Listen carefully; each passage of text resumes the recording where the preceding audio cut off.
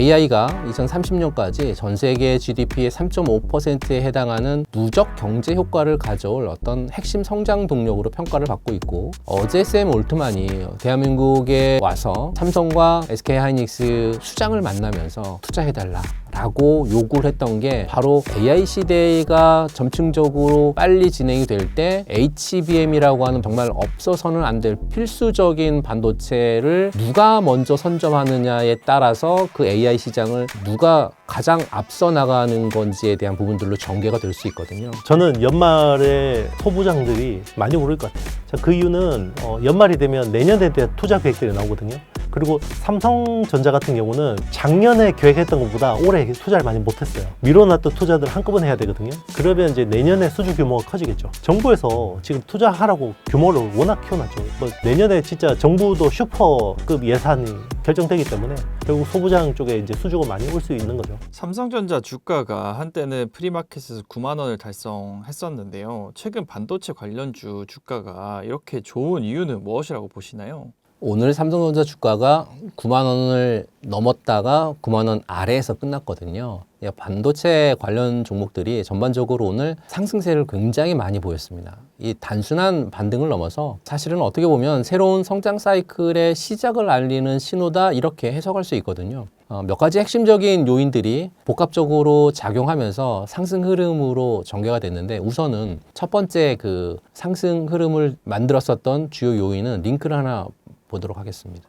이 링크를 보시게 되면 2030년 AI 지출이 전 세계 GDP의 3.5%를 차지할 거라고 하는, 그래서 글로벌 경제의 판도를 바꿀 거다라고 하는 소식이 나와줬거든요. AI 시대가 도래하면 그 AI 시대를 통해서 당연히 부품 중에 하나인 HBM 수요가 증을 할 거다라고 하는 게 첫 번째 복합적인 요인 중에 하나인 것 같아요. AI가 2030년까지 전 세계 GDP의 3.5%에 해당하는 누적 경제 효과를 가져올 어떤 핵심 성장 동력으로 평가를 받고 있고, AI 기술 발전은 방대한 데이터를 처리하고 있는 그거를 학습하는 데 굉장히 필수적이거든요. 또 고성능 반도체를 요구하고 있고, 특히 HBM의 수요를 폭발적으로 증가시키고 있죠. 그래서 삼성전자, SK하이닉스 같은 국내 반도체 기업들이 HBM 시장에서 독보적인 기술력을 갖고 시장 점유율을 갖고 있고, 그렇게 하면서 AI 시대의 최대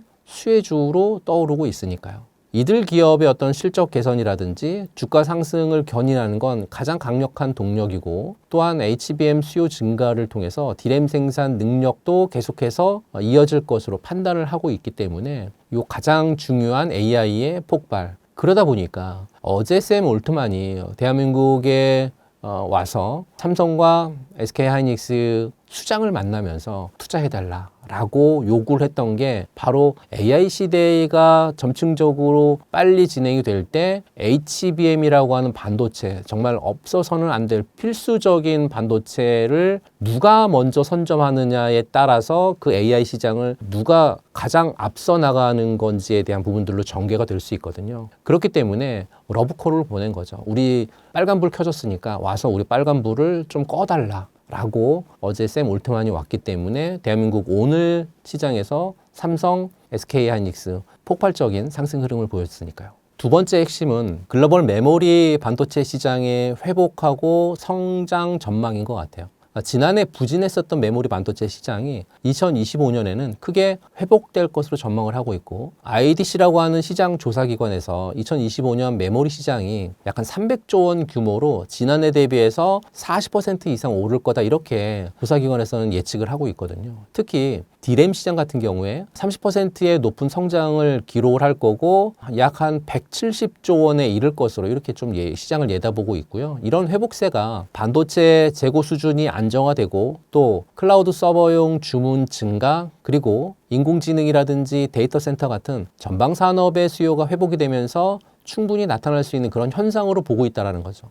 메모리 반도체 기업들은 이런 수요 증가에 발맞춰서 생산 능력을 확대하면서 실적 턴어라운드를 기대하고 있는 그런 부분들이 두 번째 반도체의 어떤 시장을 이끌고 있는 그런 상황인 것 같고요. 세 번째 핵심은 반도체 시장의 견조한 성장과 첨단 노드 쪽에서의 확장인 것 같아요. 메모리뿐만 아니라 전체 글로벌 반도체 시장 역시 2025년에 약 한 16% 정도 성장을 해서 1,100조 원에 이를 것으로 현재는 전망을 하고 있거든요. 이런 성장을 견인하는 핵심 동력 중에 하나는 첨단 노드에 대한 어떤 수요 확장인 것 같아요. AI 반도체 붐을 타고 첨단 노드 용량은 약 매년 10% 이상씩 증가하고 있고, 웨이퍼 제조 같은 경우에도 올해 2025년 이후에 매년 7에서 8%씩 계속 증가할 걸로 보고 있습니다. 그러면서 평균 가동률 같은 경우 거의 100%에 달할 가능성이 굉장히 높게 점쳐지고 있거든요. 이러한 기술 발전과 시장 확대를 통해서 반도체 장비 시장에서도 긍정적인 영향을 미치고 있고,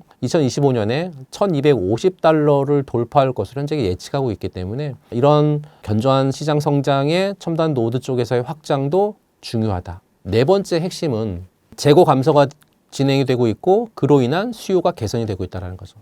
그동안 소비자가 가전이나 자동차 그리고 산업 제어 분야 쪽에서 반도체 재고가 점차 소진되고, 또 2025년에 산발적인 재고 보충과 함께 실질적인 어떤 수요 회복이 예상이 좀 되고 있는데, 특히 이제 지난해에 잠정 추정치 대비해서 데이터 센터 응용 시장 규모가 33% 이상 상승했었던 건 굉장히 중요한 수치고요. 특정 섹터의 어떤 견조한 수요가 전체 시장 회복을 이끌고 있다라고 이렇게 보시면 될 것 같습니다. 결론적으로 최근 반도체 주식 강세는 AI라고 하는 신성장 동력, 거기에 글로벌 메모리 시장의 회복, 그리고 전체 반도체 산업의 구조적인 성장세, 이거가 맞물려서 지금 일어나고 있는 그런 현상이고, 이런 큰 그림을 이해를 하시고 변화하는 시장 속에서의 어떤 기회를 포착을 해야, 그래야 성공적인 투자를 하실 수 있지 않을까라고 말씀드리고 싶습니다.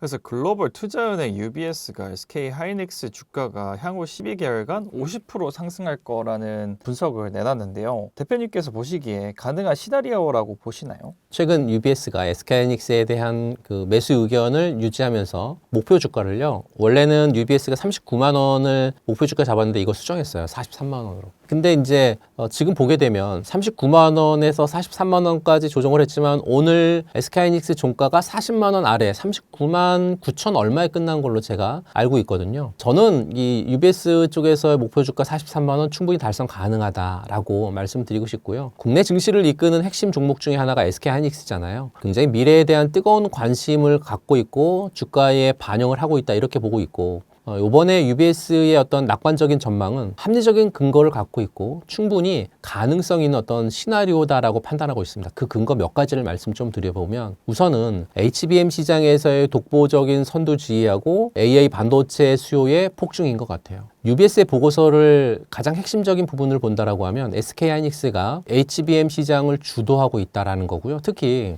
엔비디아의 강력한 파트너를 통해서 HBM3를 독점 공급하고 있다는 점을 굉장히 강조하고 있습니다. 또 AI 기술의 발전이 가속화되면서 HBM은 AI 서버와 데이터 센터의 필수 부품으로 자리 잡고 있고, 그 수요는 폭발적으로 증가하고 있기 때문이죠. HBM은 일반 D램보다 단가가 훨씬 높기 때문에요. 수익성 개선을 굉장히 크게 기여하고 있고, SK하이닉스가 이 분야에서 기술적 우위를 통해 가지고 시장을 선점하고 있으면서 막대한 성과를 거두고 있고, 향후에도 AI 시장 성장의 최대 수혜주가 될 거다라고 하는 그런 전망이 UBS의 전망이기 때문에요. 충분히 가능성이 있어 보일 것 같고, 두 번째는 메모리 반도체 시장에서의 강력한 어떤 회복 사이클인 것 같아요. 지난해 부진했었던 메모리 반도체 시장이 올해를 기점으로 좀 회복세를 보이고 있거든요. 그러니까 본격적인 어떤 상승 사이클에 진입했다, 이렇게 볼 수 있는데요. UBS는 SK하이닉스의 낸드 플래시 계약의 또 평균 판매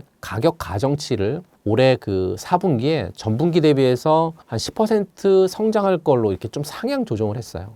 이렇게 되면 이전에는 한 5% 성장을 전망을 했었는데, 그 5% 성장에 2배 상향된 그런 수치잖아요. 그렇다라고 하면 전반적인 D램이라든지 낸드 플래시의 가격 강세가 예상이 될 수 있고, 이렇게 되면 SK하이닉스의 실적 턴 어라운드를 가속화하는 정말 중요한 요인으로 작용할 수 있을 거다라고 판단하고 있습니다. AI 수요로 인해서 HBM 생산 증가가 기존의 D램 생산을 줄이면서 D램 가격 상승을 부추기는 그런 효과도 있는 거죠. 마지막으로 기업의 수익성 개선이라든지 또는 밸류에이션의 재평가인 것 같아요. HBM과 같은 고수익 제품의 비중 확대하고 전반적인 메모리 가격 상승은 SK하이닉스의 매출액과 또 영업이익을 크게 개선시킬 것으로 기대가 되는데 UBS는 이 메모리 가격 강세가 예상보다 견고할 거다라고 이렇게 좀 판단하고 있어서 이런 점이 SK하이닉스의 수익성을 높여서요. 기업 가치를 재평가하는 요인이 될 거라고 보고 있고 현재 시장은 AI 관련 기업에 프리미엄 밸류에이션을 좀 부여하고 있고 또 SK하이닉스 역시 HBM 경쟁력을 바탕으로 해서 이러한 재평가 흐름에 올라탈 가능성이 굉장히 크다 이렇게 말씀드릴 수 있습니다. 물론 긍정적인 측면만 있는 게 아니고요. 주의해야 될 요소들도 좀 있는 것 같아요. 그러니까 글로벌 경제 둔화 가능성도 주의하셔야 될 것 같고 또 주요 경쟁사의 HBM 시장 추격도 주의하셔야 될 것 같고 예상치 못한 지정학적 리스크 같은 부분들도 주의하실 필요가 있는 거죠. 투자 결정할 때 신중하게 이런 부분들도 고려해서 투자하셨으면 좋겠고요. 종합적으로 볼 때 SK하이닉스는 HBM 시장의 압도적인 리더십, AI 시대의 핵심 수혜주로서의 위치, 거기에 메모리 반도체 업황의 개선이라고 하는 3박자가 맞아 떨어지면서 상당한 주가 상승 잠재력을 보유하고 있다라고 판단되고요. UBS가 상승 전망 43만 원, 저는 충분히 합리적인 시나리오다라고 판단하고 있고 기업의 본질적인 가치와 성장 동력을 고려할 때는 더욱더 지켜볼 가치가 있지 않을까 이렇게 말씀드리고 싶습니다. 내년에도 HBM 시장에서 SK하이닉스가 가장 유리한 위치를 이어갈 것이라는 전망이 많은데요. 내년 HBM 전망 어떻게 보시나요? 결론부터 말씀드리면 2026년에 HBM 시장은 지금보다 훨씬 더 거대하고 역동적인 판이 될 거다라고 판단하고 있는데요. 시장 조사기관들 같은 경우에 몇몇 조사기관들의 데이터를 보면 HBM 시장이 연평균 40% 이상 성장한다라고 나타나고 있습니다. 폭발적인 성장이죠. 2026년에 그 시장이 55조 원에 육박할 것으로 좀 예측도 하고 있고 이 폭발적인 성장의 중심에는 차세대 AI 가속기가 있죠. AI 칩의 제왕이라고 불리우는 엔비디아가 2026년에 새로운 루빈 GPU 플랫폼을 출시할 계획인데 이 루빈 GPU가 5세대 HBM인 HBM3E를 넘어서 6세대 제품인 HBM4가 탑재될 예정이거든요. AI 성능이 고도화될수록 더욱 빠르고 용량이 큰 메모리가 필수적인데 HBM4로의 전환은 시장에 어떻게 보면 거대한 성장 동력이 될 수 있을 거다 이렇게 보고 있고요. 현재 HBM 시장의 어떤 지배자라고 할 수 있는 건 명실상부한 SK하이닉스죠. 시장의 관심은 SK하이닉스가 HBM4 시대에도 1위 자리를 지킬 수 있는가 여기에 쏠려 있고 그렇다라고 하면 SK하이닉스가 가진 무기는 어떻게 될까요? 현재 SK하이닉스는 엔비디아와 함께 HBM4를 공동 개발하고 있고 단순한 공급사를 넘어서 차세대 AI 칩 설계 단계에서부터 함께하는 어떻게 보면 핵심 파트너라고 하는 의미가 있거든요. 내년에 그러니까 2026년 루빈 GPU 출시에 맞춰서 HBM4를 양산하겠다라고 하는 이런 계획은 엔비디아하고의 어떤 긴밀한 협력 없이는 불가능하죠. 즉 엔비디아하고 굳건한 동맹은 무기라고 할 수 있는 것 같고요. 두 번째는 압도적인 기술력하고 노하우도 역시나 무기인 것 같습니다. SK하이닉스가 HBM3에서 핵심 기술인 MR-RUF 공법을 통해 가지고요. 어떤 독보적인 안정성과 생산성을 확보했거든요. 이 기술적 우위를 통해서 HBM4에서도 이어가고 있고 이어갈 거고 한 발 더 나가서 하이브리드 본딩 같은 차세대 패키징 기술 도입을 검토하고 있거든요. 이렇게 되면 기술 초격차를 계속 유지할 수 있다라고 전 보고 있어서 압도적인 기술력 거기에 노하우도 두 번째 무기인 것 같습니다. 세 번째 무기는 선제적인 투자인 것 같아요. SK하이닉스 청주 공장 그리고 미국의 인디애나 공장 같은 HBM 생산 라인에 대한 대규모 투자를 단행하고 있는데요. 2026년에 폭증할 어떤 수요에 선제적으로 좀 대비하고 있다 이렇게 보시면 될 것 같고 2026년 HBM 시장은 SK하이닉스의 어떤 수성이냐 아니면 삼성전자의 탈환이냐의 어떤 구도로 요약이 좀 될 수 있을 것 같고요. SK하이닉스의 우위가 지속될 가능성이 저는 조금 높다 이렇게 말씀드리고 현재로서 엔비디아의 강력한 파트너십하고 HBM3에서 증명된 어떤 기술적인 안정성을 바탕으로 해서 SK하이닉스가 2026년도에도 선두 자리를 유지할 가능성이 더 높다고 판단하고 있고, 퍼스트 무버의 이점은 쉽게 사라지지 않기 때문에 그렇습니다. 그리고 삼성전자의 추격은 어떻게 보면 시장의 파이를 키울 것이다, 이렇게 말씀드리고 싶고요. 삼성전자의 거센 추격은 SK하이닉스에겐 분명 위협이지만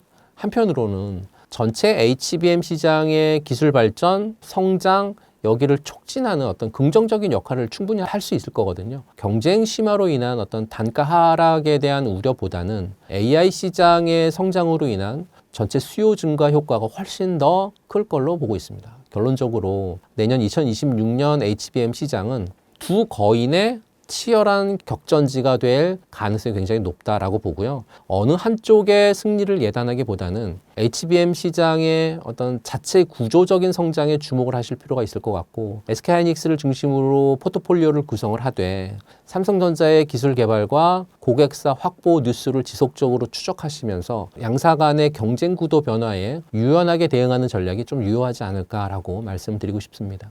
삼성전자가 오랜 어려움 끝에 부활했다는 이야기가 솔솔 나오고 있는 상황인데, 삼성전자의 현 상황과 앞으로 전망은 어떻게 보시나요? 삼성전자의 현재 상황을 분석하면 우선은 메모리 반도체 업황의 반등은 굉장히 긍정적입니다. 2023년 극심한 불황을 겪었죠. 그러면서 지나왔고, 그리고 이제 2025년 상반기 D램 그리고 낸드 플래시 가격이 이제 좀 회복이 되면서 어떻게 보면 상반기에 실적에 대한 턴어라운드가 좀 진행이 되는 발판이 좀 됐다라고 보시면 될 것 같고, 특히 HBM이라든지 DDR5 같은 고성능 메모리 수요가 폭발적으로 증가하면서 삼성전자가 세계 메모리 시장 1위를 굳건히 지키고 있죠. 이렇게 되는 건 AI 서버 구축의 필수적인 핵심 부품 때문이고, 또 엔비디아 같은 주요 고객사에 10월부터 이제 본격 공급이 예정되어 있다라고 하는 점은 좀 더 긍정적인 효과를 나올 수 있을 것 같습니다. 또 다른 긍정적인 부분은 HBM 경쟁력에 대한 어떤 강화 노력인 것 같아요. 과거에 HBM 품질 검증 이슈로 굉장히 우려스러운 소리들이 굉장히 많이 나왔잖아요. 삼성전자가 HBM 시장에서의 SK하이닉스의 독주를 끝내고 3파전 구도를 형성하기 위해서 박차를 좀 가하고 있고, 내년 2026년에는 삼성전자의 HBM 시장 점유율이 지금 시장 조사 기관 쪽에서 보게 되면 한 30% 정도 되지 않을까? 이렇게 이제 예견을 하고 있어서 강력한 반격을 현재 준비하고 있다, 이렇게 보시면 될 것 같습니다. 또한 파운드리 사업 확장도 좀 긍정적인 것 같습니다. 시스템 반도체 시장에서의 경쟁력을 높이기 위해서 파운드리 사업에 대한 투자를 지속하고 있고, 게이트 올 어라운드 기반의 그 선단 공정 기술 개발을 통해서 시장 점유율을 확대하는 그런 노력이 계속 이어지고 있고, 이렇게 되면 장기적인 성장 동력 확보가 충분히 가능하지 않을까라고 말씀드립니다. 마지막으로는 주주 환원 정책인 것 같아요. 삼성전자가 주주 가치 제고를 위해서 자사주 매입, 소가 적극적으로 하고 있거든요. 올해 2025년 2분기 실적 발표에서 거의 한 3조 원에 가까운 자사주를 주주가치 제고 목적으로 매입해서 소각을 할 거다, 이렇게 밝혔던 부분들은 굉장히 긍정적이다, 이렇게 봅니다. 이런 긍정적인 부분을 통해서 삼성전자 앞으로 전망을 한다라고 하면 우선 AI 시대를 선도하는 핵심 플레이어의 어떤 역할을 할 것은 충분히 가능하고, 인공지능 기술의 발전을 통해서 반도체 산업의 어떤 지속적인 성장을 이끄는 인공지능 기술 같은 경우에는 핵심 동력이고,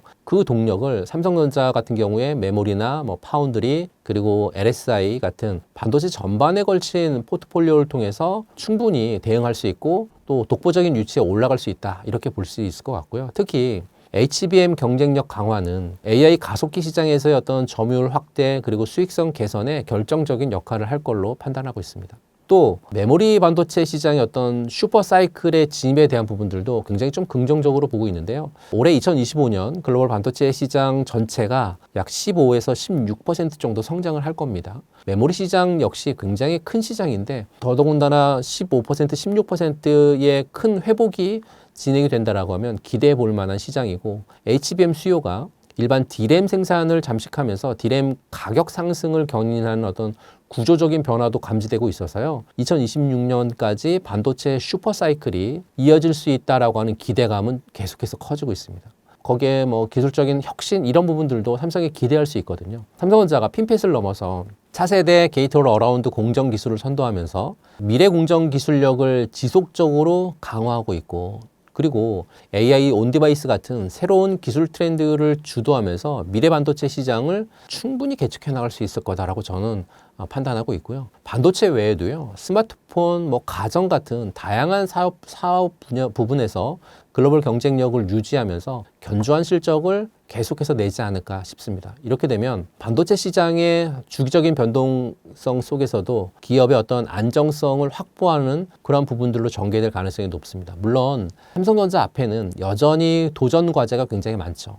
특히나 HBM 시장에서의 경쟁사를 추격해야 되고 더욱더 치열해질 것이고, 파운드리 분야에서 TSMC하고의 격차를 줄여야 되는데 그 격차를 어떻게 줄일 건지가 굉장히 큰 숙제거든요. 또 글로벌 경기 변동이라든지 또는 미국하고 중국하고의 기술적인 패권 경쟁이라든지 굉장히 중요한 부분들이 굉장히 많기 때문에 이런 말씀드렸던 내용들 지속적으로 모니터링할 필요가 있다라고 말씀드리고 싶습니다. 대표적인 반도체 기업인 삼성전자와 SK 하이닉스 이외에도 반도체 소부장 주식들 중 눈여겨봐야 할 종목은 어떤 것들이 있을까요? 소부장 종목 3종목 정도만 간단하게 좀 말씀을 좀 드려보면, 우선 첫 번째 보실 종목은 저는 PSK 홀딩스 같은 종목이죠. 이 종목은 한국 반도체 소부장 기업 중에서 특히 데스컴 장비 부분에서 수혜를 충분히 받을 것으로 판단을 하고 있기 때문에 그렇거든요. 데스컴 공정은 반도체 패키징 과정에서 그 웨이퍼 표면에 유기 잔유물을 제거하는 굉장히 중요한 단계예요.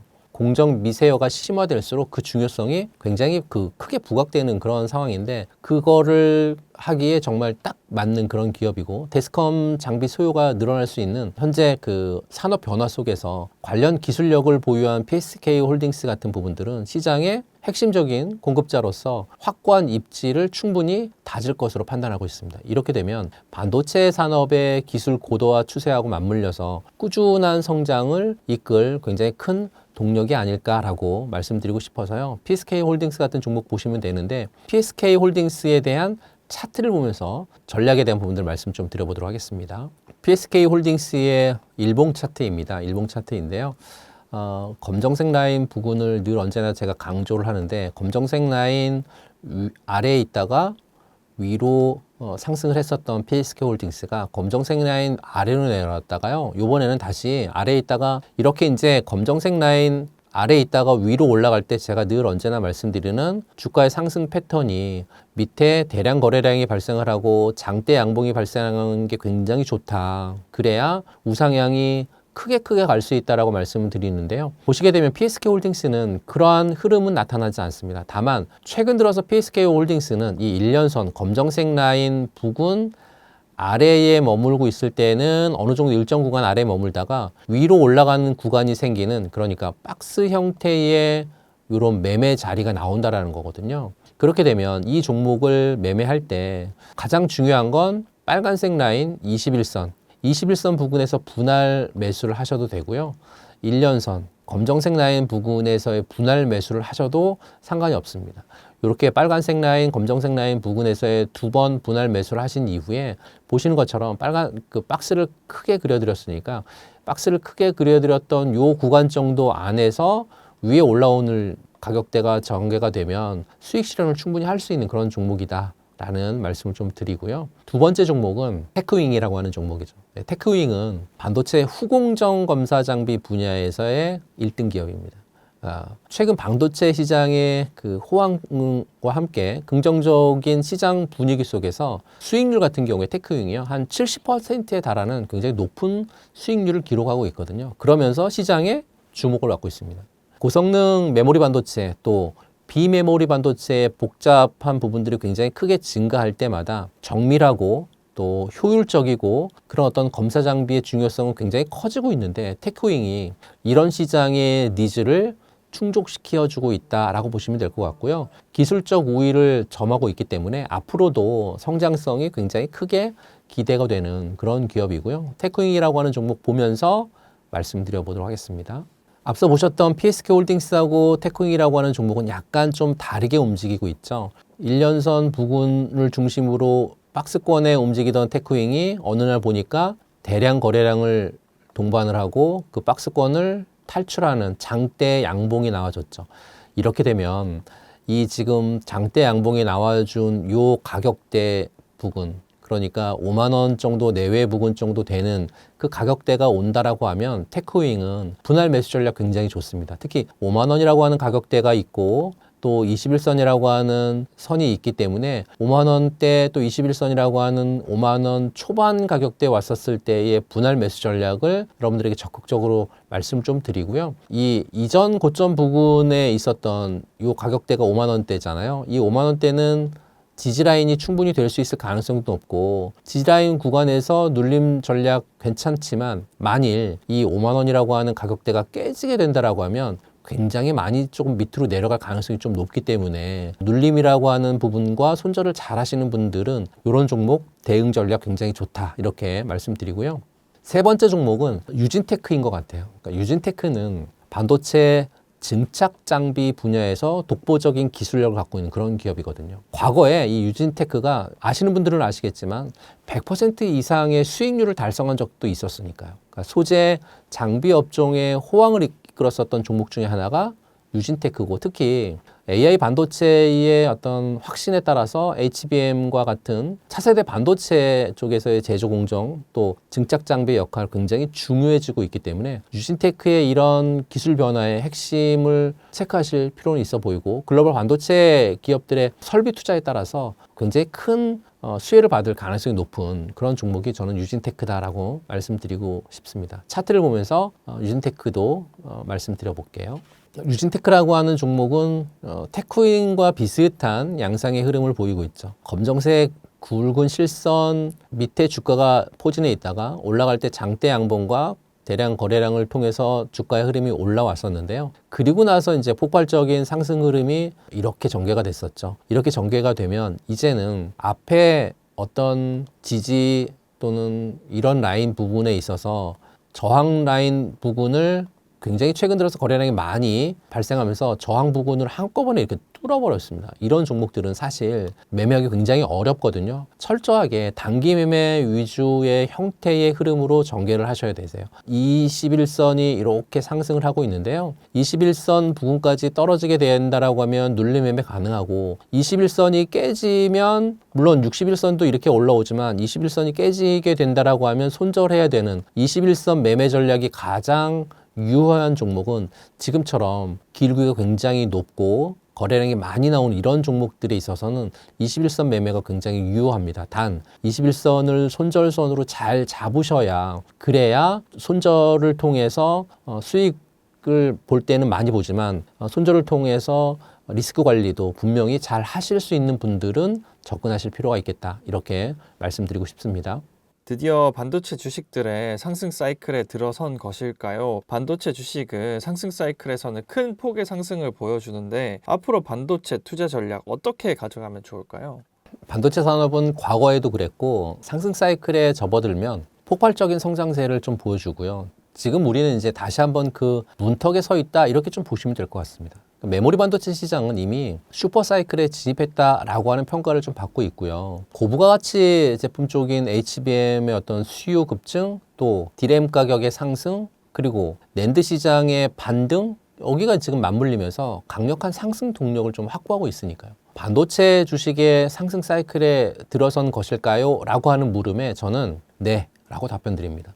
2025년 하반기 반도체 산업의 어떤 특히 HBM 시장에서 눈에 띄는 성장 또 경쟁이 본격화되고 있고 거기에 AI 수요가 반도체 주가를 계속해서 끌어올리고 있기 때문에 글로벌 증시를 견인하고 있다 이렇게 보시면 될 것 같습니다. 특히 2025년 IC 반도체 성장률 같은 경우에 평균 판매 단가는 15에서 20% 높아질 거고 매출도 20% 이상 높아질 걸로 예상하고 있거든요. 5년 평균 수치를 크게 웃도는 그러한 수치를 보여줄 겁니다. 그리고 글로벌 반도체 장비 시장 역시 올해 1250억 달러를 돌파할 것을 전망하고 있기 때문에 여기는 전체 매출의 15에서 17%까지 성장이 가능하거든요. 이런 객관적인 지표들이 현재 반도체 산업이 확실한 상승 사이클에 돌입했다라고 보여주는 명백한 근거라고 말씀드리고 싶습니다. 그렇다라고 하면 성공적인 어떤 투자를 이끌어가기 위한 어떤 전략이 좀 필요하겠죠. 전략 한 두세 가지 정도 말씀을 좀 드리면 첫 번째 전략은요. AI라든지 또는 HBM 관련 핵심 기술을 보유한 기업에 주목하셨으면 좋겠다라는 말씀을 드립니다. 현재 반도체 시장을 이끌고 있는 가장 강력한 동력은 단연 인공지능이죠. 그러니까 AI 학습과 추론에 필수적인 고성능 메모리 쪽인 HBM은 폭발적인 수요 증가를 보이고 있고 이와 관련된 기술을 보유한 기업들은 장기적인 성장 잠재력 굉장히 높겠죠. 삼성전자, SK하이닉스 같은 대표적인 기업들 외에도요. HBM 생산 공정에 필요한 어떤 소재, 부품, 장비를 공급하는 소부장 기업들 면밀히 살펴볼 필요가 있겠습니다. 특히 미세화 공정이나 첨단 패키징 기술과 연관된 기업들은 정말 직접적인 수혜를 받을 수 있기 때문에요. 정말 잘 찾아보실 필요가 있겠고요. 두 번째 전략은 기술 초격차의 어떤 소부장 기업들을 선별해서 주목하셨으면 좋겠습니다. 그러니까 메모리 미세화의 어떤 한계를 돌파할 때 어떤 필수적인 수율 개선이 관건이고요. 거기에 독점적 기술을 갖고 있는 기업들은 굉장히 주목하고 여러분들이 체크하실 필요가 있고요. 칩 제조사 같은 경우에 가격보다는 사실은 어떻게 보면 수율 확보가 최우선이거든요. 고압수소 어닝링 기업인 HPSP나 또는 고성능 테스트 소켓 기업인 리노공업이나 또 EUV라든지 고부가 화학 소재 기업인 동진 세미캠, 한솔 케미칼 같은 진입 장벽이 굉장히 높으면서 독점 기술을 갖고 있는 기업은 어떻게 보면 불황에도 실적이 견조하기 때문에 호황기에는 폭발적인 성장이 좀 가능하지 않을까 이렇게 판단을 좀 하고 있고요. 세 번째는 대형주하고 소부장주의 어떤 밸런스를 좀 유지하셨으면 좋겠어요. 그러니까 업황 회복에 직접적인 수혜를 받는 메모리 쪽에서의 대장주 그리고 고성장 동력을 갖고 있는 소부장 기업을 균형 있게 편입을 한다라고 하면 사이클 초기에 가장 먼저 시장에 관심과 또 자금이 집중되는 건 대장주죠. 그러니까 삼성전자라든지 SK하이닉스가 먼저 상승을 하잖아요. 삼성전자나 SK하이닉스 같은 경우에 메모리 가격 상승에 대한 어떤 실적 레버리지가 굉장히 크기 때문에 상승을 먼저 할 거고 그리고 나면 소부장 기업들이 특정 기술 혁신이나 또는 특정 장비 교체 사이클에 따라서 대형주의 상승폭과 똑같이 유지하면서 어떤 종목들은 대형주보다 훨씬 더 멀리 가는 종목들이 발생하거든요. 이렇게 분산 투자를 하신다라고 하면 사실 변동성을 좀 줄일 수 있고 시장 전체의 성장을 놓치지 않을 거다라고 이렇게 말씀드리고 싶습니다. 지금 상황에서 앞서 말씀드렸던 SK하이닉스나 삼성전자나 HPSP라든지 또는 리노공업이라든지 이런 종목을 차트를 설명 안 드렸던 건 10월 10일 저희 특강이 또 있거든요. 특강 안에 들어오시게 되면 제가 어떤 섹터를 하나 선정을 해서 그 섹터 안에 퍼스트 클래스 종목 한 대여섯 종목 선정을 하고 거기에서 텐베거 종목을 선정을 하거든요. 퍼스트 기업 텐베거 종목을 선정을 할 때는 좀 더 구체적으로 차트를 열어놓고 전략을 말씀드리고요. 차트에 대한 설명뿐만 아니라 기업의 실적에 대한 부분들까지도 도표까지 말씀을 좀 드리면서 어느 구간에서 사고 어느 구간에서 매도를 할 건지에 대한 전략을 구체화적으로 말씀을 좀 드리고 있습니다. 10월 10일 특강 무료 특강인데요. 유튜브에서 진행합니다. 유튜브에서의 비공개 무료 특강이기 때문에 저희 경제원탑 안에 들어오셔서 로그인 하신 다음에요. 무료 특강을 클릭을 하시게 되는 분들에 한해서만 저희가 링크를 보내드릴 겁니다. 링크 받으신 분들이 특강에 참여할 수 있기 때문에 링크 받으시고 특강 들어오셔서 종목에 대한 전략 반드시 세우실 필요가 있고요. 시장 상황에 맞는 종목도 선별해서 말씀 좀 드릴 거니까 이런 전략 원하시는 분들은 10월 10일 특강 참여하시면 좋겠다라는 말씀 드립니다. 대표님 저서에 중국 AI와 반도체 위협에 관한 경고를 많이 남겨주셨습니다. 현재 중국 AI 역량이 어디까지 왔는지 한 말씀 부탁드리겠습니다. 지금 생성형 AI라고 하는 이 모델 자체는요. 두 가지 요소가 되게 중요합니다. 컴퓨팅 파워. 최고급 반도체, 특히나 엔비디아 최고급 반도체를 가지고 병렬로 잘 연결하는 게 일단 첫 번째 중요한 거고요. 두 번째 중요한 게 데이터입니다.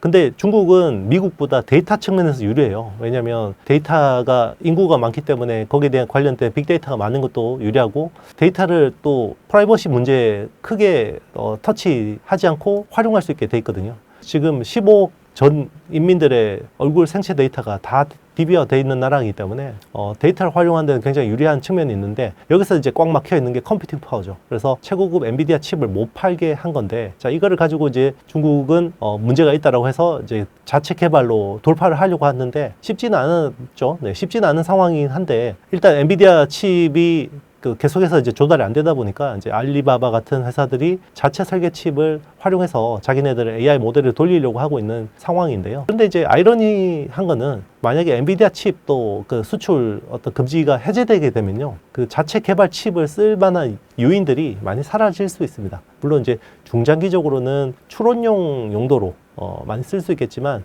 데이터 학습에 있어서는 엔비디아 칩을 뭐 전 세계에서 어디서도 지금 뭐 대체할 수 있는 상황은 아니고요. 추론 쪽 같은 경우는 이제 일부 대체가 될 수 있는데 그럼에도 불구하고 추론 쪽에서도 엔비디아 칩을 쓰는 게 더 나을 수 있어요. 네. 왜냐하면 토탈 코스트 측면 그리고 전성비 이런 측면에서 보면 일단 엔비디아 칩이 더 나을 수 있는데 이거는 이제 사실 굉장히 정치적인 이슈라고 봐야 될 것 같고요. 경제적인 논리로 따지면 엔비디아 칩을 쓰는 게 지금 뭐 어디서든 제일 효율적입니다. 제 대표님 채널에서 말씀 주신 AI 사이클, 반도체 사계절론에 대해서도 사시면서 이게 좀 더 연장이 된 거에 대해서도 한 말씀 해주시면 감사하겠습니다.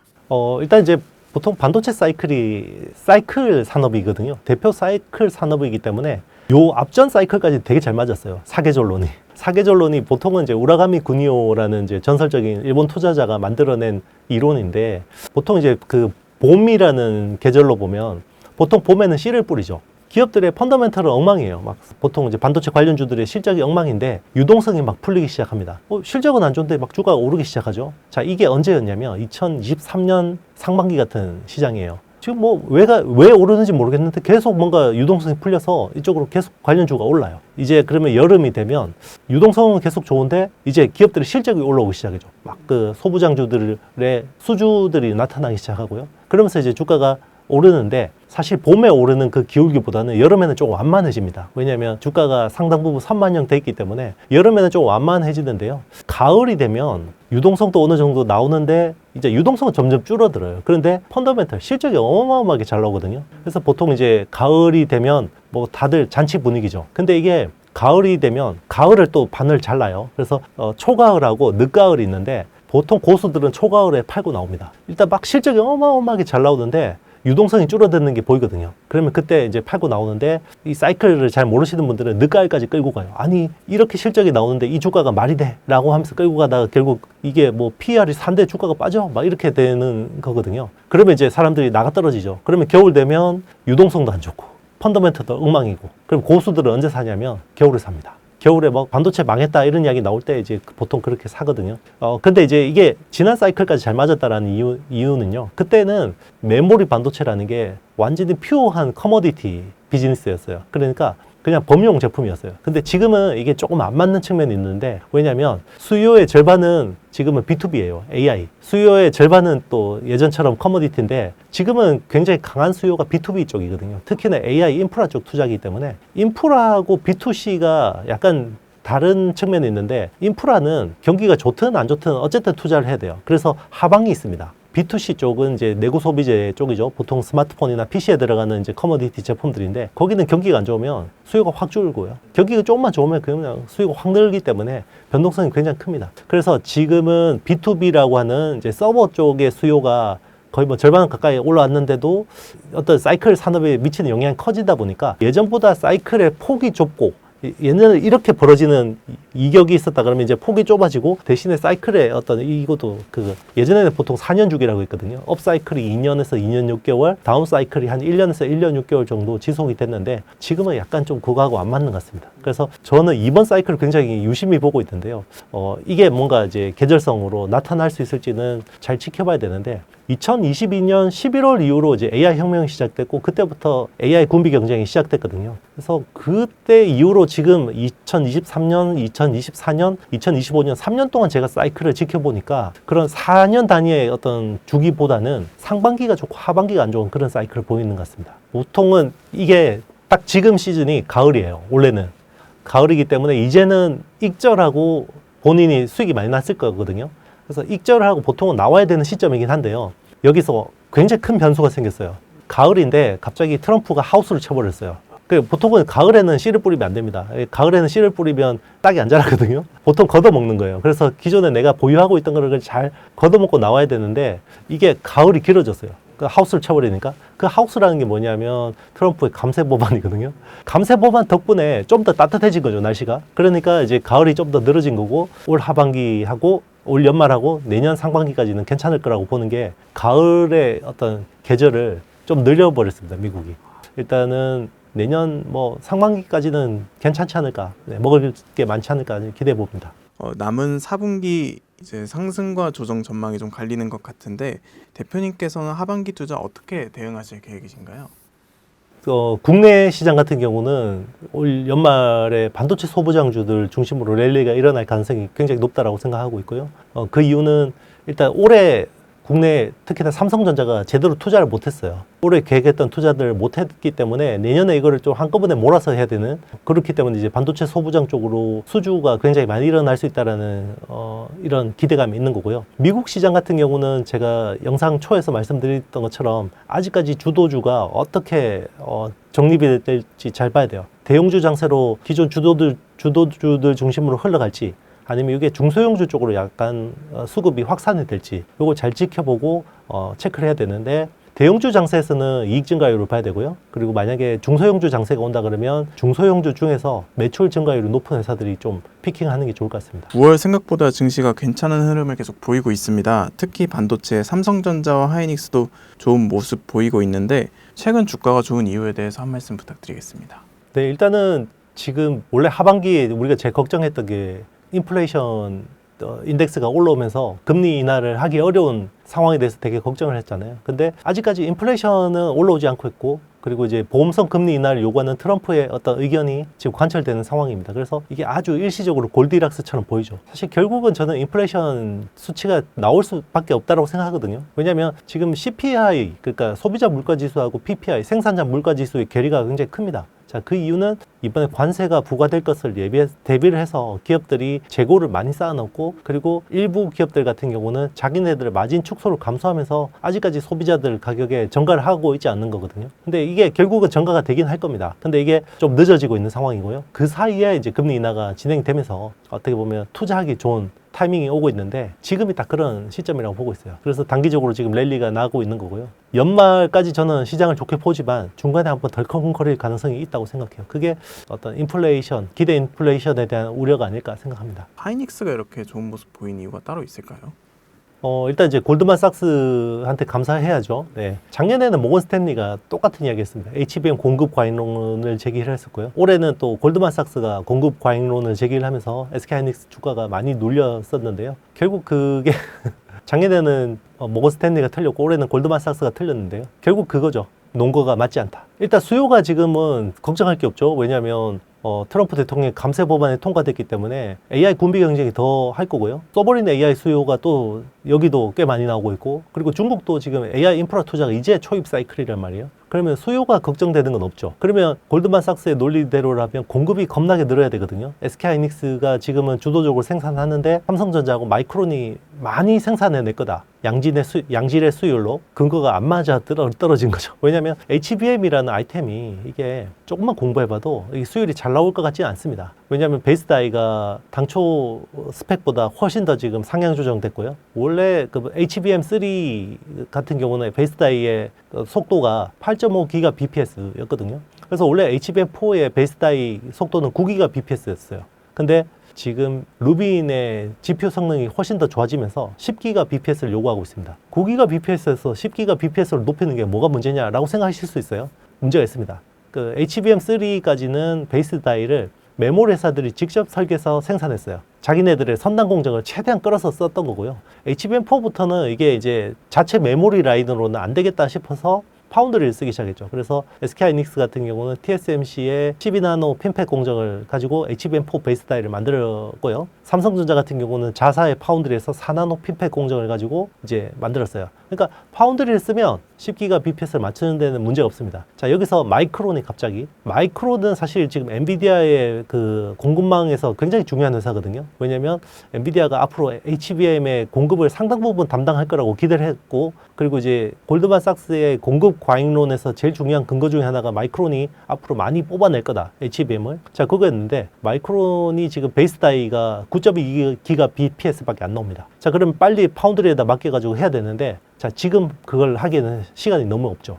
왜냐면 파운드리하고 이제 뭐 지금 설계해서 칩 개발 들어가도 이게 보통 6개월, 9개월 걸리거든요. 마이크론이 HBM4 납품이 딜레이 될 수밖에 없을 것 같다, 뭐 이런 이야기 나오고 있고, 그리고 이제 마이크론도 올 상반기 때만 해도 연말까지 굉장히, 내년까지 HBM에 대해서 굉장히 공격적으로 공급하겠다 이렇게 이야기했는데, 최근에는 서버용 DDR5 가격이 많이 올라가니까 약간 변심했어요. 그래서 그냥 HBM 전환을 좀 지연시키고 그냥 DDR5 많이 생산하겠다 이렇게 이야기하니까, 여기서 이제 엔비디아가 뻥찐 거죠. 그동안에 이제 마이크론을 지를 대로 SK하이닉스한테 가격을 깎으려고 했는데 지금 그게 쉽지 않아진 겁니다. 자, 그 논리 때문에 되돌림 현상. SK하이닉스가 저렇게 HBM4의 CR, 그러니까 커스터 리덕션에 대한 폭이 생각보다 크지 않겠네? 그러면 내년에 이익을 뽑아내는 게 굉장히 커지겠구나.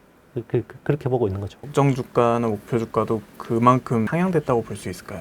맞습니다. 그래서 올해 SK하이닉스의 영업이익 전망이 한 30조 중후반 정도 되거든요. 한 37조 정도 봅니다, 저는. 그리고 원래는 내년에 이익 전망치가 그 골드만삭스의 어떤 공급 과잉론이 제기됐을 때만 해도 올해하고 내년이 비슷할 거다라고 보는 전망이 꽤 있었어요. 근데 최근에 나오는 전망치들은 대부분 40조 중반, 많이 보는 쪽은 50조 초중반까지 봅니다. 그러면 10조 가까이가 당초 전망보다 늘어나는 거기 때문에 당연히 주가가 올라가는 수밖에 없죠. 삼성전자가 반격을 해서 HBM 시장에서 좀 가져오겠다 이런 이야기가 많았는데, 지금 상황에서는 좀 삼성전자 어떻게 보고 계신가요? 일단 삼성전자의 모멘텀은 크게 두 개로 봐야 돼요.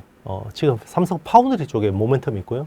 또 하나가 이제 메모리, 특히나 HBM 쪽 모멘텀이 있는데, 저는 HBM에 대한 모멘텀은 올해는 조금 쉽지 않을 것 같다라고 생각합니다. 물론 이제 지금 뉴스 플로우 상으로 보면 HBM4가 뭐 굉장히 잘 나올 것처럼 이제 뉴스가 나오고 있지만 생각보다 어려울 거라고 저는 생각하고 있고요. 그래서 내년에는 충분히 이제 그게 가시화될 거다. 근데 당장 모멘텀으로 중요한 거는 삼성 파운드리 쪽이라고 생각합니다. 최근에 이제 테슬라하고 큰 규모의 딜이 성공됐죠. 22조 8천억 수준의 딜이 성사가 됐고, 그리고 애플의 이미지 센서도 받아냈죠. 여기에서 이제 빅테크들의 어떤 칩 중에 하나를 추가로 지금 확보할 가능성을 저는 기대하고 있거든요. 그러면 이제 삼성 파운드리 관련된 밸류 체인들은 좀 주가에 어떤 모멘텀이 있지 않을까 생각합니다. 삼성의 영업이익이 SK에 비해서는 좀 많이 아직 떨어지는 상황인데, 이게 좀 개선될 수 있을 거라고 보시나요?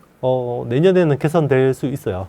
근데 지금은 SK하이닉스의 어떤 성장률, 이익 성장률이 더 가팔라지고 있죠. 삼성 파운드리가 특히나 이제 파운드리 쪽에서 적자 폭이 많이 줄어들긴 할 텐데, 삼성도 좋아지지만 하이닉스의 어떤 좋아지는 폭이 더 커질 수도 있겠다. 그러면 갭은 또 벌어질 수도 있겠죠. 삼성전자의 아까 말씀 주신 테슬라 깜짝 수주에 투자자들이 많은 기대감을 불러왔습니다. 일론 머스크가 추가 주문할 수 있는 가능성에 대해서도 좀 보고 계신가요? 충분히 가능합니다. 근데 여기서 전제 조건이 필요해요. 삼성전자가 특히나 파운드리에서 2나노 게이트 올라운드라는 공정을 수율을 잘 뽑아내야 돼요. 그러면 그 수율이 잘 나올지 어떻게 알 수 있냐면, 지금 엑시노스 2600이라는 칩이 나오거든요.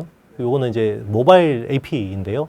요게 내년에 갤럭시 S26에 적용이 됩니다. 이번에 설계는 좀 잘 된 것 같아요. 그러면 이제 결국은 파운드리한테 남았거든요. 파운드리가 이걸 수율을 얼마나 잘 뽑아내는지가 되게 중요할 것 같아요. 수율이 괜찮다. 그러면 TSMC의 뭐 대체제가 될 수 있겠다라고 하면, 테슬라가 지금은 AI6라는 칩을 의뢰를 했죠. 근데 XAI라는 일론의 개인 AI 회사가 있잖아요. 거기 그록이라는 모델이 앞으로 굉장히 그 데이터 센터 쪽을 많이 지어야 되는데, 거기에 또 최적화된 ASIC이 필요하거든요. 자, 그거를 삼성 파운드리한테 맡길 가능성이 있겠죠.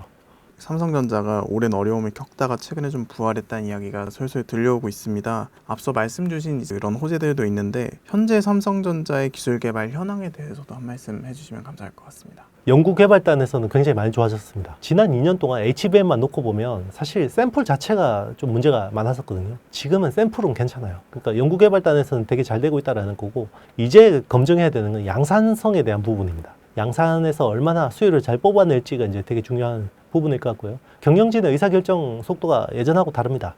굉장히 빨라졌고, 작년에 중간 인사로 5월에 전영현 부회장이 돌아왔잖아요. DS 부분장으로 왔는데, 그때 이후로 일단 작년 연말에서 전영현 부회장이 원하는 인사를 했고요. DS 부문에서. 그래서 파운드리 사업부장이 이제 한진만 사장, 미주 영업통 출신의 사장이 내정됐고, 그 결과로 사실 지금 테슬라의 어떤 패키지 딜과 애플 그 어떤 수주, 시모스 이미지 센서 수주가 저는 이루어졌다고 생각하거든요. 기술 개발은 많이 좋아지고 있다. 그리고 이제 2나노 게이트 올어라운드도 지금은 이제 조금 희망적인 부분들 많이 보고 있죠. 대표님 저서에 삼성전자 vs 하이닉스 온디바이스 AI 커스텀 메모리 전쟁이라는 주제로 다루어 주셨는데 여기에 대해서 자세한 설명 한번 부탁드리겠습니다. HBM이랑 ITM은요, 기존의 메모리하고 굉장히 달라요. 기존 메모리는 범용이죠. 우리가 이제 기성품이라고 하는, 뭐 옷을 산다 그러면 가게 가면 뭐 105, 110 사이즈 사면 딱 똑같죠. 범용품이라는 거는 재고가 항상 필연적으로 생기게 됩니다. 그래서 재고가 너무 많은데 수요가 안 좋으면 가격이 폭락하고요. 근데 수요가 좋은데 재고가 없으면 가격이 폭등하죠. 변동성이 굉장히 커집니다. 근데 HBM은요, 약간 맞춤형이에요. 기성복 같거든요. 그래서 엔비디아에 맞춰서 생산되기 때문에 엔비디아하고 보통 연단위 계약을 해요. 연간으로 생산한 수량과 가격대로 사갑니다. 파운드리 비즈니스에 좀 가깝다고 볼 수 있는 거고요. 지금도 그런데 앞으로는 더 그 HBM이라는 게 커스터마이징이 더 심해지는 거예요. 지금은 사실 커스텀 서비스를 엔비디아 정도만 하고 있는데 나머지 ASIC 업체들은 사실상 그 HBM을 그냥 스탠다드 제품으로 쓰고 있어요. 커머디티는 아니지만 완전히 맞춤형이라고 보기도 어려운 부분이 있는데 이제 내년부터는 브로드컴 같은 ASIC 개발 업체들도 이제 자기네들한테 최적화된 커스텀 HBM을 요구할 가능성이 높습니다. 그게 이제 베이스 다이의 기술 변화에서 나타나는 거죠. 기존의 HBM3 12단 같은 경우는 베이스 다이가 하는 역할이 뭐 인풋, 아웃풋, 그리고 네트워크 메모리 컨트롤러 이 정도 역할만 했다 그러면 지금 HBM4부터는 뭐 네트워크 메모리, 캐시 메모리, 버퍼, 인풋, 아웃풋, 버퍼, 심지어 프로세서 기능까지 일부 채택이 되기 때문에 고객이 원하는 대로 완전히 최적화해서 만들게 됩니다. 메모리가 이제는 진짜 파운드리화 되는 거죠. 애플과 삼성 유리기판 협력으로 많은 주목을 받고 있는데요. 진행 상황에 대해서 한 말씀 부탁드리겠습니다. 애플이 삼성의 유리기판, 유리 인터포저 쪽으로 되게 관심 많아요. 지금 애플의 어떤 당면 과제라고 하면요, 애플 실리콘이라고 하는 자체 설계 칩들이 있죠. 그게 이제 레티클 사이즈가 계속 커집니다. 이제 칩렛이라는 공정을 적용하고 있고, 그리고 이제 그 M5 칩부터는 이제 레티클이 워낙 커지는데, 기존의 어떤 플라스틱 기판을 가지고 이제 이거를 패키징을 하게 되면 그 처짐 현상이라고 하는 워피지 문제가 심각합니다. 그래서 유리기판을 쓰고 싶어 하고요. 그래서 거기에 하나의 또 니즈가 있고, 그리고 애플이 지금 AI 쪽 투자, 인프라 투자가 되게 늦었거든요. 근데 엔비디아 칩을 기반으로 하면 좋을 것 같긴 한데, 뭐 엔비디아 칩을 또 많이 살 것 같기도 합니다만은 일단 자기네들 자체 설계한 칩을 되게 원하는 것 같아요. 거기에 또 필요한 그 유리기판이 또 굉장히 레티클 사이즈가 큰 그런 쪽에 수요가 있는 것 같습니다. 그래서 그 두 가지 프로젝트를 중심으로 지금 삼성하고 계속 태핑을 하고 있는 것 같고, 삼성은 삼성전자가 이제 유리 인터포저를 설계는 하지만 제조는 아마 삼성전기에서 담당할 것 같거든요. 그래서 삼성전기가 이제 부산 사업장에 원 패스 라인이라는 거를 깔았어요. 원래 파일럿 라인은 세종 사업장에서 깔았는데 파일럿 라인하고 양산으로 가기 전에 약간 준양산 라인 같은 거를 부산에서 원패스 라인을 깔았는데 거기에 또 흐름들을 되게 잘 봐야 될 것 같습니다. 최근에 애플 담당자들이 삼성전기 원패스 라인을 되게 많이 왔다 갔다 하는 것 같습니다. 언제든 또 이렇게 깜짝 발표가 나올 수도 있다 이렇게 생각해요. 같이 지켜볼 경쟁 기업 같은 게 있을까요? 그동안 유리기판이라 그러면요, 대장주가 필옵틱스, TGV 그 장비를 하는 필옵틱스하고 뭐 YC 뭐 이런 회사들도 많이 이야기를 했거든요. 근데 그거는 SKC 앱솔릭스가 유리기판을 주도할 때 이제 대장주의 성격이었고요. 지금은 삼성 쪽 같은 경우는 약간 밸류체인이 좀 달라졌습니다. 그래서 지금은 글래스 코어 기판보다는 유리 인터포저 쪽이 좀 더 이제 지금 가시성이 높은 상황이고, 그리고 이제 삼성이 어떻게 보면 드라이브를 걸면 거기에 또 직접적으로 어떤 많은 관여를 하고 있는 사는 캠트로닉스가 좀 유력한 것 같고요. 최근에 이제 HB 테크놀로지도 그 삼성 전기하고 해서 3D AOI 검사 장비 쪽으로 속도가 나는 것 같습니다. 그동안은 좀 지지부진한 느낌이 없지 않았었는데 그런 쪽이 좀 기대가 높아지는 것 같아요. 최근에 AI 네트워크 섹터가 신고가를 기록하며 좋은 모습 보이고 있는데요. 어떤 모멘텀이 있는지 한 말씀 부탁드리겠습니다. AI 반도체를 가지고 이거를 병렬로 쭉 연결해서 AI 클러스터라는 걸 꾸리잖아요. 칩하고 칩을 연결할 때, 그리고 서버하고 서버를 연결할 때 다 네트워크 통신이 필요합니다. 자, 그거를 꾸리는 게 되게 중요한데요. 칩하고 칩을 연결할 때 엔비디아 솔루션을 쓰면 NVLink라는 기술이 제공이 되죠. 칩하고 칩 투 칩 커뮤니케이션에는 이제 NVLink라는 커뮤니케이션, 요걸 보통 스케일 업이라고 합니다. 서버하고 서버 간에 또 통신 연결을 해야 되죠. 요걸 스케일 아웃이라고 해요. 그러니까 스케일 업하고 스케일 아웃을 통해서 AI 클러스터를 구현하는 거거든요. 근데 이제 스케일 업 같은 경우는 아직까지 NVLink가 압도적이고요. 압도적인데 최근에 엔비디아가 엔보이 링크를 외부 ASIC 칩들한테 열어줬어요. 이 표준 자체를. 그래서 엔보이 링크 퓨전이라는 기술을 통해서 이제 앞으로는 엔비디아의 CPU, GPU를 쓰고 그리고 이제 ASIC까지 연결해서 쓰는데 프로토콜을 지원해 주는 거고요.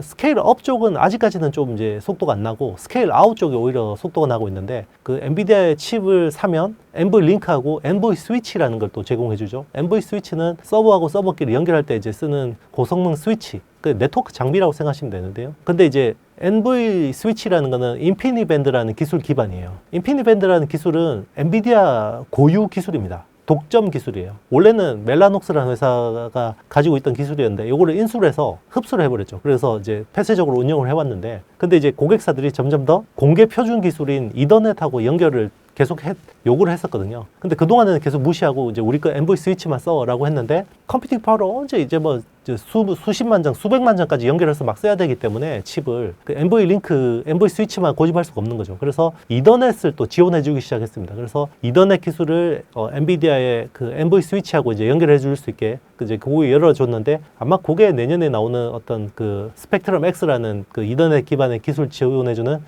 기술 표준이 나올 것 같아요. 그래서 이제 그런 쪽으로 계속해서 개방하면서 연결을 지원해 주는 거죠. 그동안에는 우리 칩만 가지고만 연결해서 써라고 했는데 이제는 외부 칩하고 외부 장비하고 이제 연결해서 쓸 수 있도록 이제 많이 지원해 주는 거고요. 여기서 이제 이더넷 쪽이 그러면 시장이 많이 커지잖아요. 그러면 이더넷 스위치 쪽으로는 기존에 잘하는 회사가 아리스타 네트워크스라는 회사가 있습니다. 원래 이더넷 스위치 그러면 전통의 강자는 시스코였어요. 한 10년 전만 해도 시스코가 거의 뭐 80% 마켓 셰어를 차지할 정도로 압도적이었는데 그 시스코는 사실 그 수직 계열화하고 내재화를 많이 하다 보니까 그러니까 엔비디아처럼 좀 폐쇄적으로 운영을 하다 보니까 고객들이 좀 싫어하게 됐고요. 그래서 그 리눅스 커널 방식으로 이제 지원해주는 이제 약간 오픈 어떤 방식으로 지원해주는 아리스타 네트워크스가 좀 각광을 받게 돼서 작년에는 시스코를 넘었었어요. 아리스타 네트워크스가. 근데 참 이게 아이러니한 게요. 요즘에는 고객들이 워낙 하이퍼스케일러들을 까다로워지다 보니까 아리스타 네트워크스도 굉장히 개방형인 회사인데 이제는 하드웨어하고 소프트웨어를 이제 별도로 쓸 수 있게 지원해 달라고 하는데 이제 아리스타 네트워크스가 그렇게 해줄 리가 없죠. 그러니까 이제 그쪽으로 화이트 박스 스위치 업체들이 생겼어요. 거기서 대표적인 회사가 이제 뭐 셀레스티카나 아스테라 랩스 같은 회사들입니다. 최근에는 이제 그런 회사들도 뜨고 있죠. 지금 그럼 대장주가 아리스타 네트워크스인 건가요? 이더넷 스위치 쪽에서는 아리스타 네트워크스라고 보시면 되고요. 그리고 이게 이제 점점 더 네트워크 개방형으로 갈 경우에는 셀레스티카나 아스테라 랩스 같은 회사들이 이제 지금 각광을 받고 있습니다.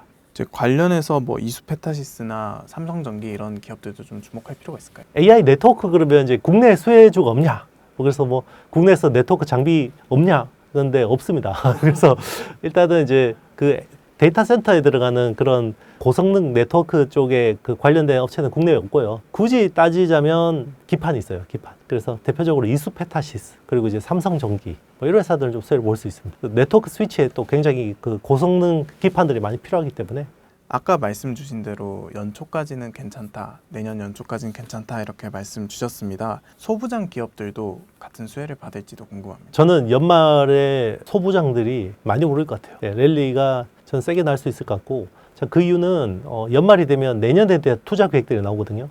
그리고 삼성전자 같은 경우는 원래 작년에 계획했던 것보다 올해 투자를 많이 못했어요. 미뤄놨던 투자들을 한꺼번에 해야 되거든요. 그러면 이제 내년에 수주 규모가 커지겠죠. 정부에서 지금 투자하라고 지금 세액공제나 이런 규모를 워낙 키워놨죠. 뭐 내년에 진짜 정부도 슈퍼 어떤 급 예산이 결정되기 때문에 그런 것들이 미국의 트럼프 감세안이 빅테크들한테 큰 도움이 되듯이 우리나라도 우리 정부가 그런 어떤 투자를 유인하기 위해서 그런 지원을 하게 되면 또 많이 일어납니다. 결국 소부장 쪽에 이제 수주가 많이 올 수 있는 거죠. 이제 대표님 저서에 보면 뒤처진 한국 민간 협력 돌파구가 필요하다라는 표현을 써주셨습니다. 이게 어떤 내용인지 한 말씀 부탁드리겠습니다. 사실 지금 어떻게 보면 그 AI 펀드 만들려고 하는 거하고 똑같은 것 같아요. 제 책을 보셨나 모르겠는데 대통령이 지금 하려고 하는 게 결국 150조 원 중에서 75조 원은 정부에서 출연하고 나머지 75조 원은 이제 민간에서 조달해서 필요한 쪽에 이제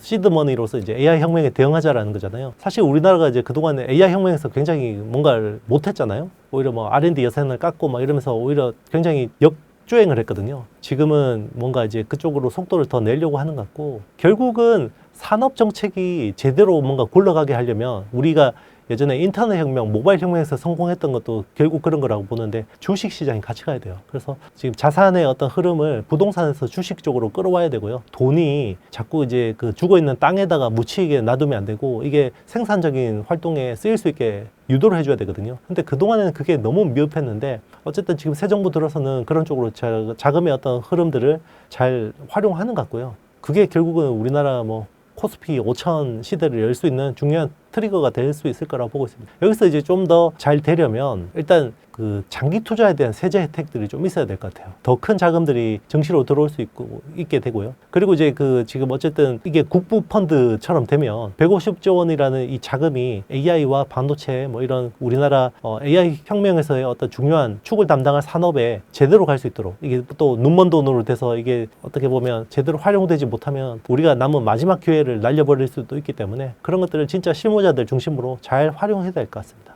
소부장 투자할 때 좀 유의해야 할 점이 있을까요? 예전에는 사실 소부장 그러면요, 이 사이클 좋으면 그냥 대충 찍어도 다 같이 갔거든요. 같이 오르고 같이 내렸는데 지금은 무조건 AI가 묻어 있는 걸 봐야 됩니다. 이거는 사실 미국 주식도 마찬가지고요. AI 쪽에 모멘텀이 큰 회사들, 다소 밸류가 비싸더라도 AI 쪽 모멘텀 있는 회사를 투자하는 게 맞고요. 논 AI 관련된 주식들은 잘못 사시면 굉장히 고생하십니다. 대표님의 현 시점 포트폴리오 전략에 대해서 한 말씀 부탁드리겠습니다. 지금 현금으로 생으로 1억 있다. 그러면 8, 90% 정도는 주식을 사는 게 맞을 것 같아요. 일단은 미국하고 국내를 거의 반반씩 정도 담는 게 제일 좋을 것 같고요. 그리고 이제 거기서 이제 세부적으로 정할 때는 일단은 향후 그 주도주 흐름이 어떻게 갈지 잘 봐야 될 것 같아요. 그래서 빅테크 중심으로 갈지, 빅테크 중심으로 간다 그러면 M7 중에서 AI 비중이 높은 회사들, 그런 회사들 좀 비중을 좀 절반 이상으로 실을 것 같고요. 그리고 이제 나머지는 중소형주 쪽, 전력 인프라나 뭐 AI 네트워크 쪽이나 뭐 AI 소프트웨어 쪽으로 이제 그렇게 좀 투자를 할 것 같고, 국내 같은 경우는 일단은 두 가지 모멘텀이 중요할 것 같습니다. 그래서 반도체 소부장 쪽하고 그리고 이제 소버린 AI 관련주들, 그런 쪽으로 이제 거의